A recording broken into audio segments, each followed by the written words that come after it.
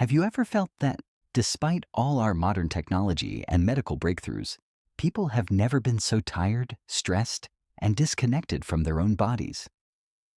I recently came across a powerful text from 1941 found in the book A Flora Nacional na Medicina Domestica, which offers a perspective that is both brutal and incredibly liberating. It suggests that health isn't just a matter of luck, but a moral duty. The author begins by pointing out that while ancient civilizations sought intellectual development, military conquest, or religious erudition, our modern era has become obsessed with the accumulation of wealth.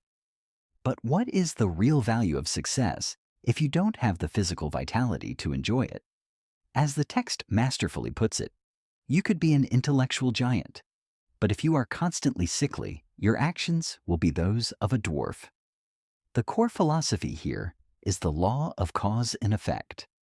We often blame the weather, microbes, or even God for our illnesses. But this 1941 guide argues that we must take radical responsibility for our habits. It claims that while we may inherit certain weaknesses, chronic disease is usually the result of our own extravagances and a refusal to reform our way of living. One of the most striking quotes in the book states that a pound of energy with an ounce of talent is worth more than a pound of talent with only an ounce of energy.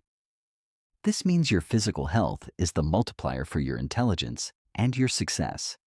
Without a clean circulation and a healthy body, your capacity for achievement will always be limited, regardless of your education or status. So, what is the method for reclaiming this lost vitality? The advice is timeless and surprisingly disciplined. It starts with being methodical in every act. You are encouraged to have fixed hours for eating, leaving a strict 5 to 6 hour interval between meals to allow for proper digestion. No snacking allowed. It advocates for a plant-based diet, making breakfast the strongest meal and dinner the lightest. You should drink 6 to 8 glasses of water a day and strictly avoid harmful substances like tobacco, alcohol, and excessive caffeine.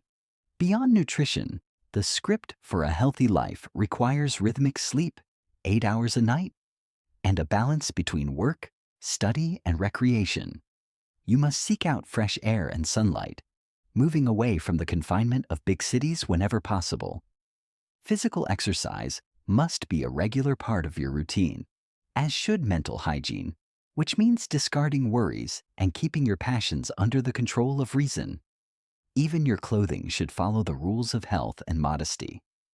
In 1941, the Vice President of the United States issued an urgent appeal for a national health campaign, asking citizens to take a health pledge to become more robust and healthy for the sake of their families and their nation.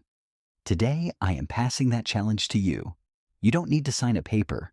You just need to decide if you are going to continue being a victim of your circumstances or if you will take charge of your own restoration. Which of these ancient rules do you find the hardest to follow in our modern world? Let me know in the comments, and let's start a conversation about rebuilding our strength from the ground up.